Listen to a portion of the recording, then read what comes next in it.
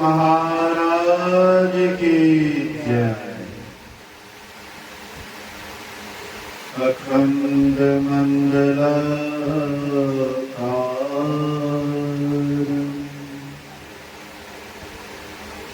व्याप्तमेन चराचरं तत्पदं दर्शितं येन तस्मै श्री गुरुवे नमः। धन्य धन्य सतगुरु सुखद महिमा कहे न जाए। जो कुछ कहो तुम्हारी कृपा मोते कछो न बसाए। सर्वत्र सर्वदा वर्तमान सद्गुरु महाराज जी के पावन चरणों में कोटि कोटि नमन। उपस्थित गुरुजन, धर्म प्रेमी सत्संगी बंधुओं, पूजनीय माताओं तथा भक्तिमती बहनों, एक दिवसीय संतमत सत्संग का आयोजन वार्षिक श्राद्ध के शुभ अवसर पर रखा गया है। यह वार्षिक श्राद्ध है। इस टोले मोहल्ले के गण्यमान्य व्यक्ति लक्ष्मण परिहस्त, जो संतमत सत्संग से जुड़े हुए थे, हालांकि बोलने का आदत तो अधिक था, लेकिन गुरु महाराज जी के चरण शरण में गुरु महाराज जी के प्रति इनका बहुत लगाव था, बहुत प्रेम था। हम संसार में बहुत गुणवान बने, यशवान बने, धनवान बने, लेकिन गुरु के प्रति अगर आपकी आस्था नहीं है, विश्वास नहीं है, तो आपका जीवन व्यर्थ है, बेकार है। लेकिन इनको सत्संग और गुरु के प्रति बहुत लगाव था। जब से संतमत से जुड़े, तब से जहाँ कहीं भी सत्संग का बुलावा आता था, मालूम होता था, ये वहाँ अवश्य जाते थे। इसलिए उनके वार्षिक श्राद्ध के अवसर पर सत्संग रखा गया है। अभी हम लोग सुन रहे थे, वेद भगवान के वचन को वेद भगवान कहते हैं, हे मनुष्य, हम मनुष्यों से उपदेश करते हैं। जगत प्रसवकर्ता ईश्वर का तत्व ज्ञान प्राप्त करने के लिए पहले बुद्धि योग करो। संसार का जो प्रसव किया है, संसार को जिसने बनाया है, उसको समझने के लिए, जानने के लिए बुद्धि योग करो, अर्थात सत्संग करो। सत्संग की क्या आवश्यकता है? जिधर की बात हम बराबर सुनते हैं, मन उस ओर मुड़ता है। सत्संग ध्यान की बराबर अगर आप चर्चा सुनेंगे, तो सत्संग ध्यान करने की इच्छा जगती है। मन में होता है कि परमात्मा की भक्ति करें, ईश्वर को पाने का कोशिश करें। लेकिन अगर सत्संग करना छोड़ देते हैं, तो धीरे धीरे भूल जाते हैं। संसार में सांसारिक वातावरण में अधिक रहते हैं और सत्संग ध्यान के प्रति हमारा आस्था जो घटता है तो सत्संग ध्यान में मन नहीं लगता है। जब सत्संग ध्यान के माहौल में रहते हैं, सत्संग के माहौल में रहते हैं, ध्यान करने की भी इच्छा होती है। इसलिए संत कबीर साहब कहते हैं, संगति ही चली जाओ न चर्चा राम की, दुल्हा बिना बारात हो किस काम की। कहते हैं संगति ही आपका खत्म हो जाए। आप अगर सत्संग से दूर रहेंगे, साधु संगति से दूर रहेंगे, परमात्मा भक्ति या भक्त से दूर रहेंगे, तो फिर राम की चर्चा आपको सुनने को कहाँ मिलेगा। एक यही तो जगह है जहाँ पर राम की चर्चा होती है, ईश्वर की चर्चा होती है। बहुत आदमी सोचते होंगे ये लोग राम की कौन राम की चर्चा करते हैं, ना तो रामायण की कथा कहते हैं, ना दशरथ आदि की बात बोलते हैं, ना रावण की बात बोलते हैं, लेकिन राम की चर्चा कैसे। तो राम की चर्चा से मतलब है वह जो राम है, जो सबके घर में रहने वाला है, सर्वव्यापी है, कहीं उससे खाली नहीं है। तो ऐसे जो निर्गुण राम है, जो सबके घर में विराजमान है, उसकी चर्चा जब तक हम संतों के सत्संग में नहीं जाते हैं, संतों के संग में नहीं जाते हैं, तब तक उसकी चर्चा नहीं हो सकती। तो जब संगति ही जल जाओ, संगति ही आपका खत्म हो जाए, सत्संग से ही आपको अलगाव हो जाए, सत्संग में नहीं जाए, संगति ही जल जाए, चर्चा राम की, फिर राम की चर्चा कहाँ से सुनने के लिए मिलेंगे। दूल्हा बिना बारात हो किस काम की। बिना दूल्हा का बारात कौन काम का होगा।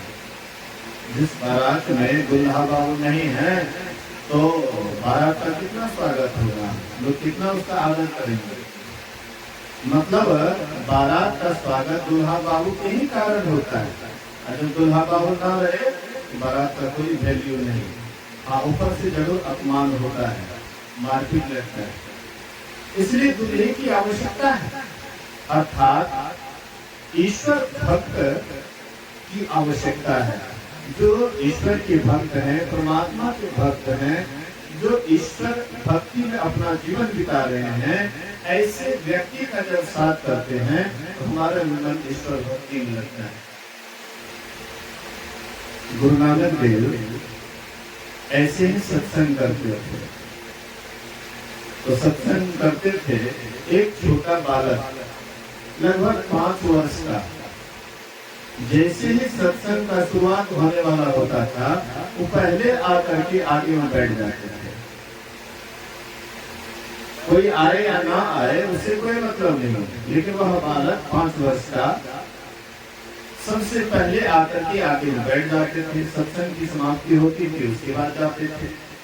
तो बारंबार जो सत्संग में आते थे, एक दिन गुरु नानक देव कहते हैं, हे बालक, तुम तो देखने में छोटा है, बच्चा है, लेकिन तुमको देखने सत्संग से बड़ा लगाव है, बड़ा लगन है। देखता हूं तो सबसे पहले आकर के बैठ जाता है, सत्संग समाप्ति के बाद जाता है। इतनी ही कम उम्र में तुम सत्संग को क्या समझता है।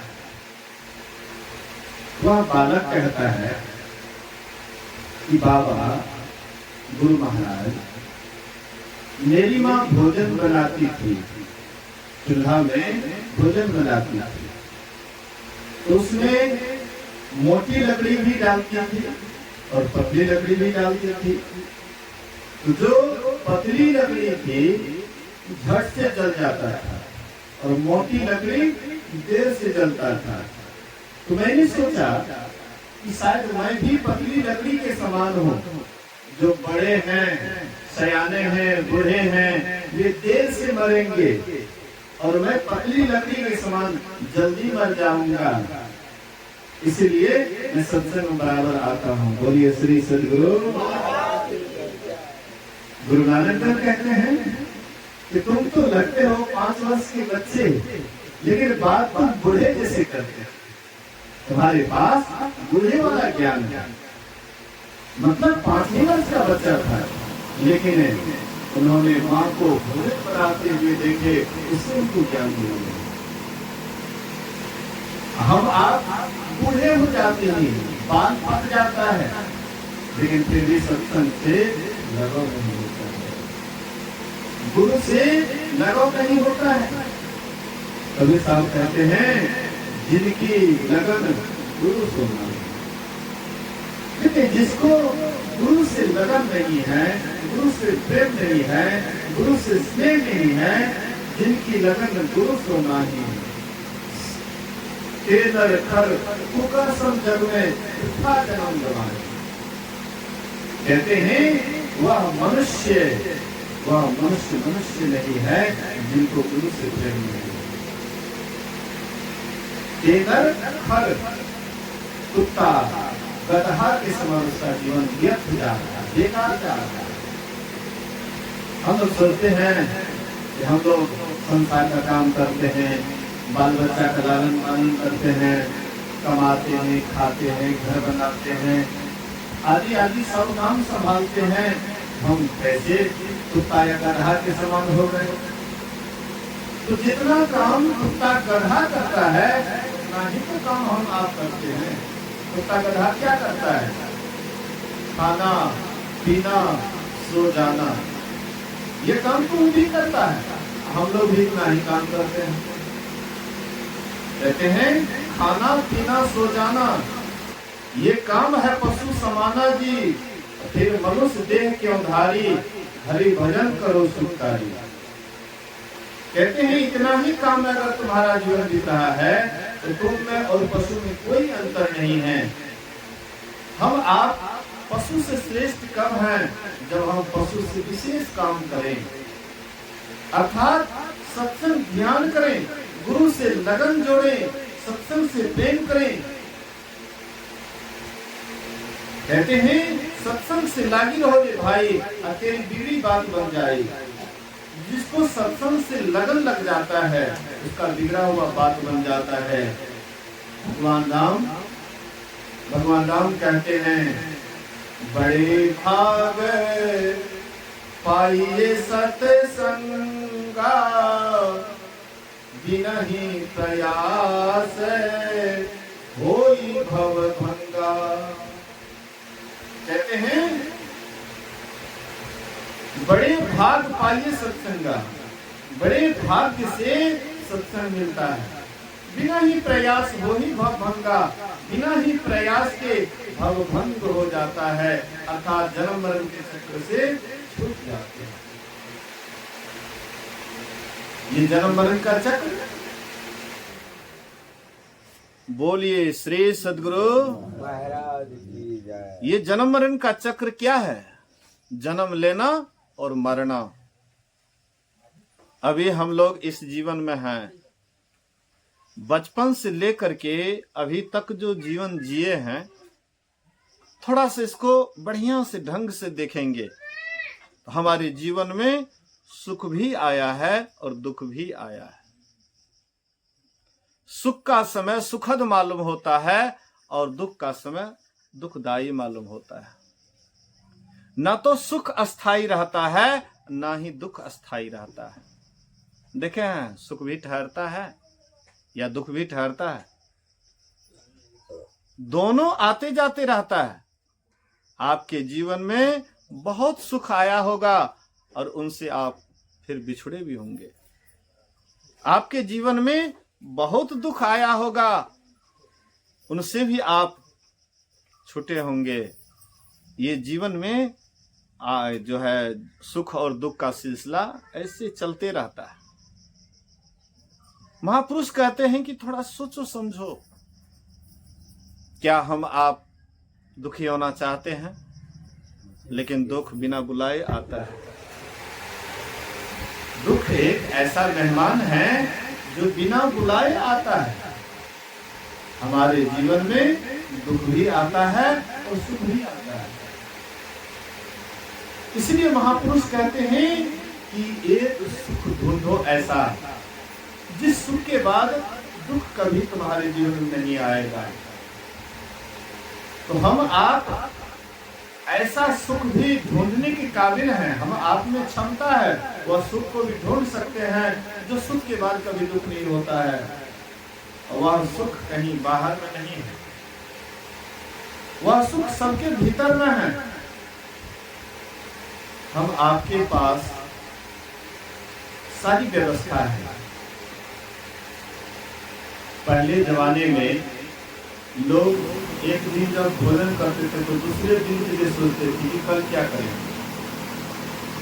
तो जमाना पहले लोगों के पास में ठीक से व्यवस्था नहीं थी, ना तो रहने के लिए बढ़िया घर था, ना खाने के लिए अन्न की व्यवस्था उस ढंग से था, ना पहनने के लिए कपड़ा। जवान जवान हो जाते थे या बिस्ती लगाते थे, जवान हो जाते थे बिस्ती लगाते थे, तो पैंट की कोई बात नहीं। भोजन भी इस तरह से स्टैंडर्ड नहीं मिलता था। लेकिन एक बात है, अंदर से लेकिन सुखी थे। अभी हम अंदर से दुखी हैं, बाहर से सुखी हैं। बाहर से सारी व्यवस्था है, रहने के लिए मकान है, खाने के लिए अन्न की व्यवस्था है, पहनने के लिए कपड़ा भी भरपूर मात्रा में है, सारी व्यवस्था है। लेकिन फिर भी हम अंदर से सुखी नहीं, अंदर से दुखी हैं।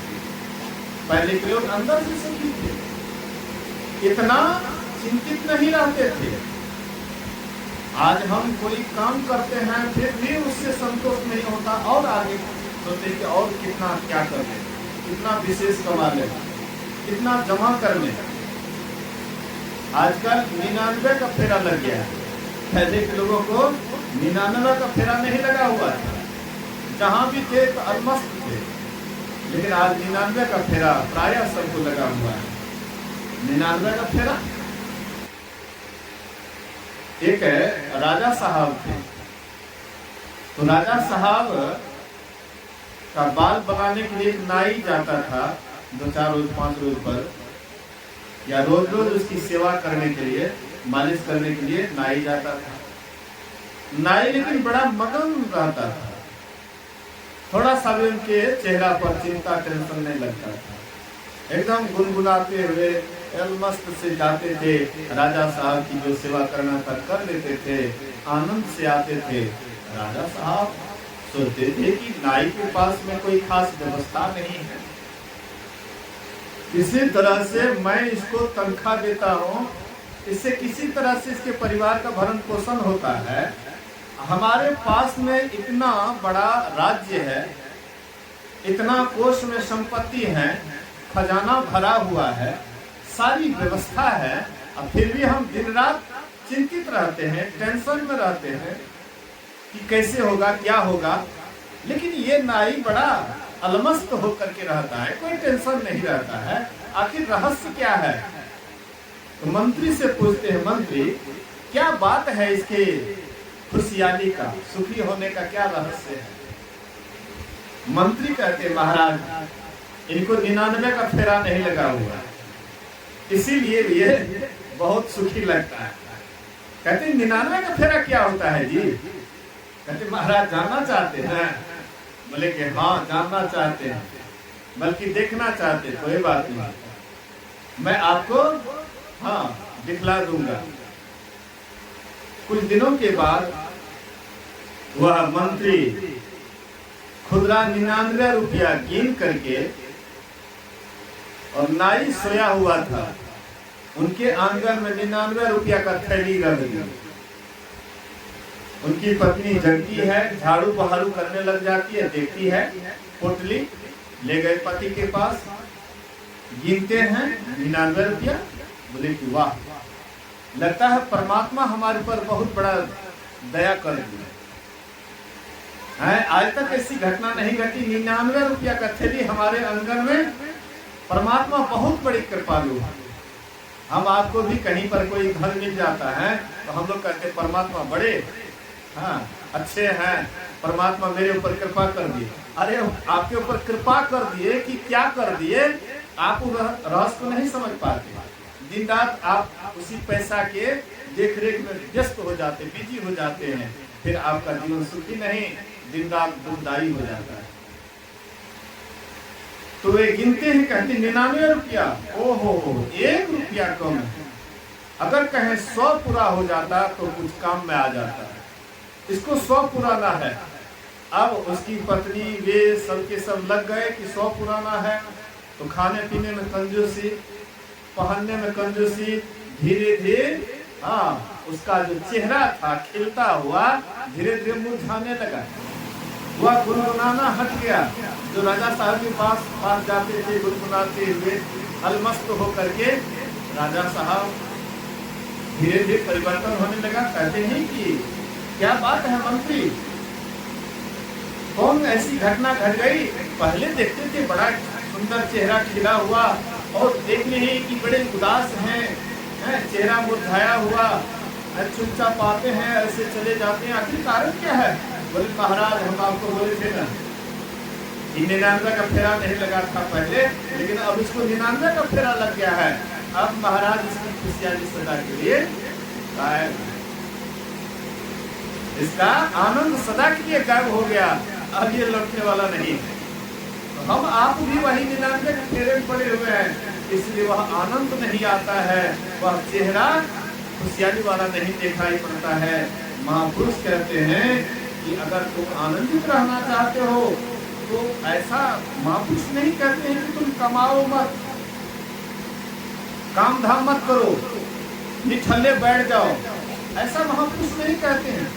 कहते हैं कि करना सब कुछ, लेना न कुछ भी, पाना झाखर झूलों का, सब कुछ करना, लेकिन दिमागी टेंशन मत लेना, दिमागी बोधेशन मत लेना।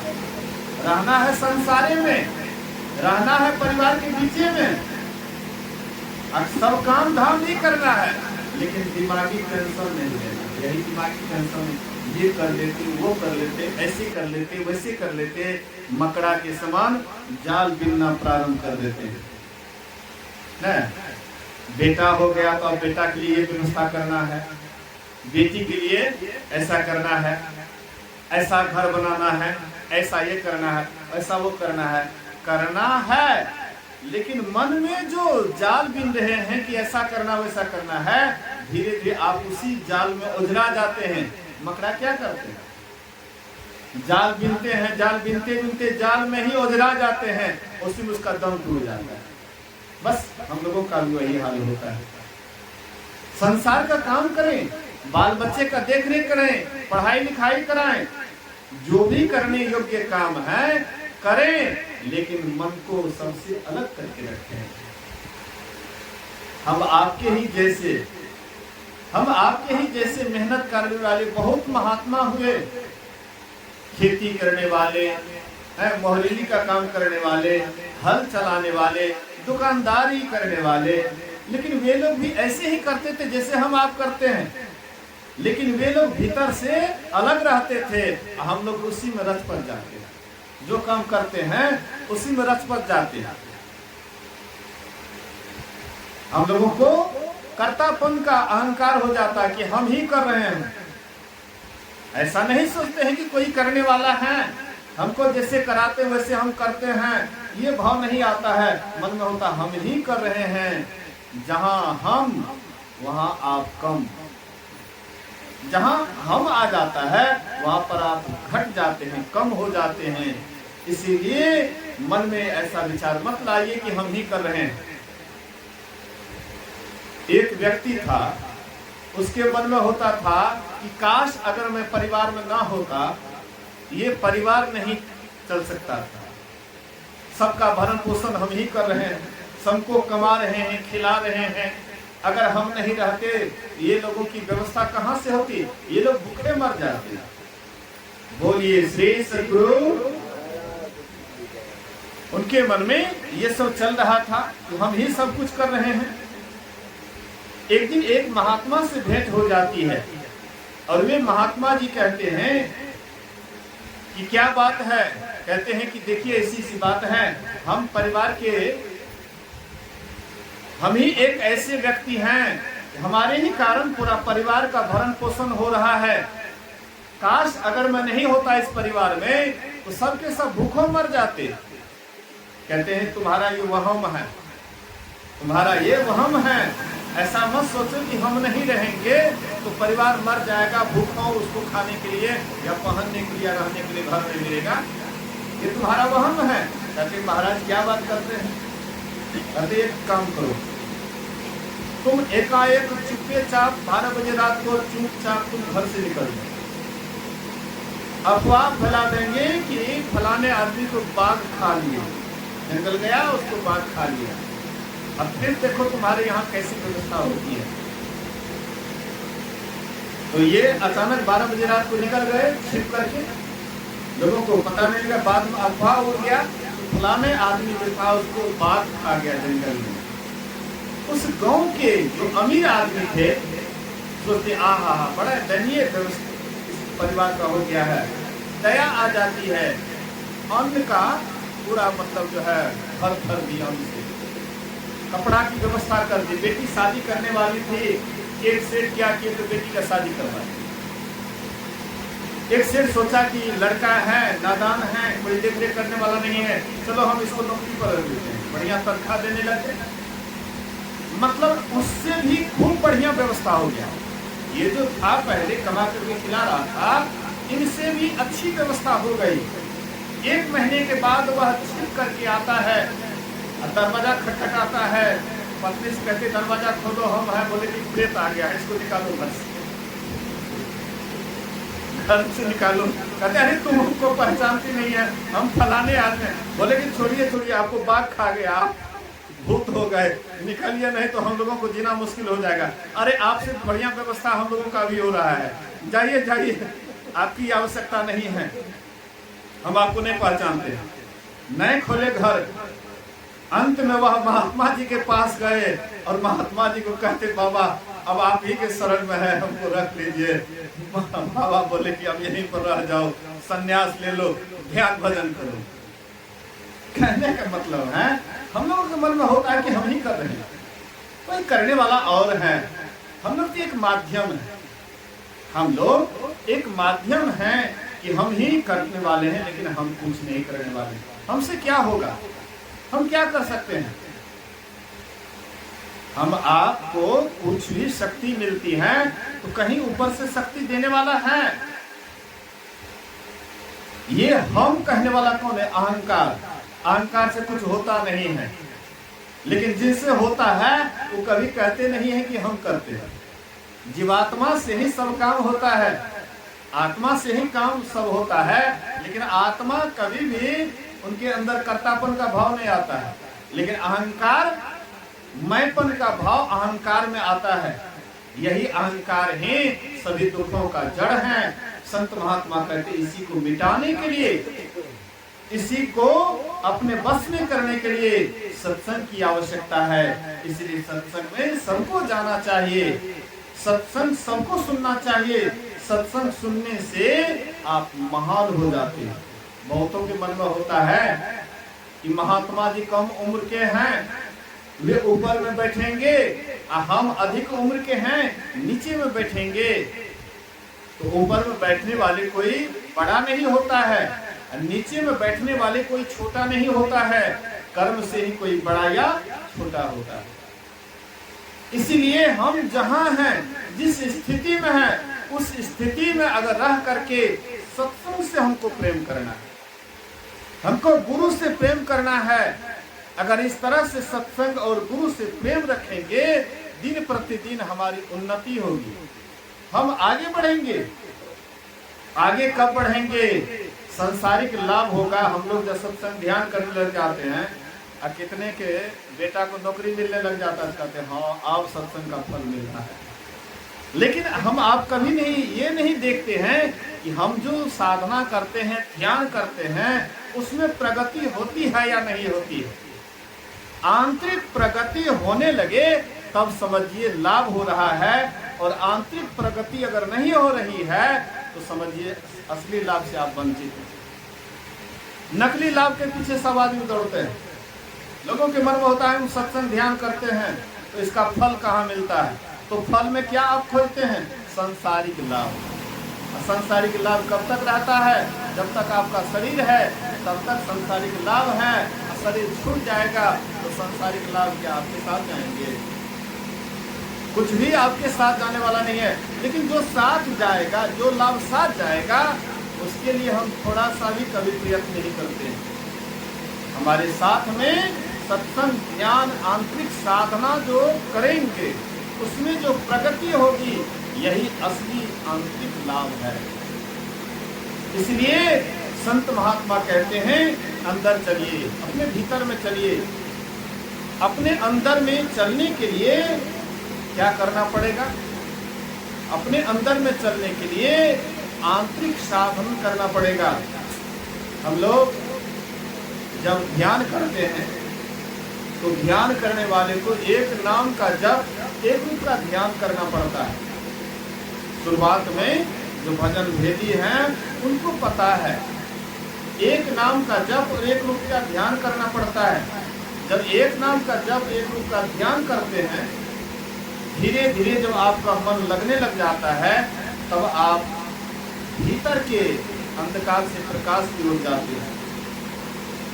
भीतर में अंधकार में, अंधकार के बाद प्रकाश है। जैसे हम आप देखते हैं रात में अंधकार होता है, दिन में प्रकाश होता है, तो रात्रि का उल्टा दिन होता है। ऐसे अंधकार का उल्टा प्रकाश होता है। तो जहां अंधकार है वहीं पर प्रकाश है। लेकिन अंधकार से प्रकाश के लिए मेहनत करना पड़ता है। इसके लिए मेहनत करना पड़ता है, ध्यान भजन लगन के साथ करना पड़ता है। लेकिन ध्यान भजन थोड़ा कठिन काम है, इसलिए लोग दूर हटते जाते हैं। सत्संगी अभी भी बराबर बढ़ रहा है। कहीं भी जिला वार्षिक होता है, अखिल भारतीय होता है, या भव्य आयोजन होता है, विराट आयोजन होता है, तो सत्संगी उसमें भी भजन भेज लेते हैं। बहुत सत्संगी भजन भेज लेते हैं। लेकिन बराबर प्रगति तो सत्संगियों में हो रहा है, लेकिन जो असली साधन है, ध्यान है, उसमें प्रगति नहीं हो रही। असली चीज से हम हटते जा रहे हैं। असल से हटल और नकल से सटल। हम असली से हटते जा रहे हैं और नकली से सटते जा रहे हैं। सांसारिक वस्तुओं में हमारी दिन रात आकर्षण बढ़ते जा रहा है, परमार्थिक से दिन रात आकर्षण घटते जा रहा है। इसका मूल कारण है कि सत्संग मन लगा करके नहीं करते हैं, ध्यान मन लगा करके नहीं करते हैं। जो सत्संग मन लगा करके करेंगे उसी से मन लगा करके ध्यान होगा। इसलिए सत्संग और ध्यान एक दूसरे का पूरक है।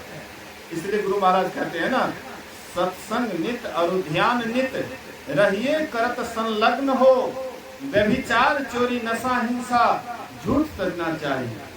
कहते हैं सत्संग रोज रोज होना चाहिए, ध्यान भी रोज रोज होना चाहिए। सत्संग नित और ध्यान नित, रहिए करत संलग्न हो, व्यभिचार चोरी नशा हिंसा झूठ तजना चाहिए। अगर इस तरह से करेंगे लगन के साथ तो जरूर है एक न एक दिन प्रगति करेंगे, आंतरिक साधना में उन्नति होगी, आंतरिक प्रकाश को पाएंगे और उसके बाद उसके ऊपर में नाद मिलेगा जो परमात्मा से स्फुटित हुआ है। उस नाद को सुनेंगे, परमात्मा की तरफ खींचे चले जाएंगे। और जब एक बार परमात्मा से मिल गए तो फिर दोबारा बिछुड़ नहीं होगा। संसार में जो मिलता है वह बिछुड़ता है। संसार में किसी से भी हम आप मिलते हैं, पति पत्नी, बेटा, माँ बाप, जिससे भी संसार हम मिलते हैं, एक दिन बिछुड़न होता है। लेकिन परमात्मा से एक बार अगर मिलाप हो जाए, तत्व रूप से जान ले, फिर दोबारा बिछुड़ने का कभी भी वैसा समय नहीं आता है। इसलिए हम आपको सत्संग ध्यान से जुड़ करके रहना चाहिए, सत्संग ध्यान बराबर करते रहना चाहिए। इसी से हम लोगों का जीवन सार्थक और सफल होगा। अभी का सत्संग आरती के बाद समाप्त किया जाएगा, उसके बाद अपराह्न का सत्संग थोड़ा सवेरे शुरू किया जाएगा। बोलिए प्रेम से श्री सद्गुरु महाराज की जय।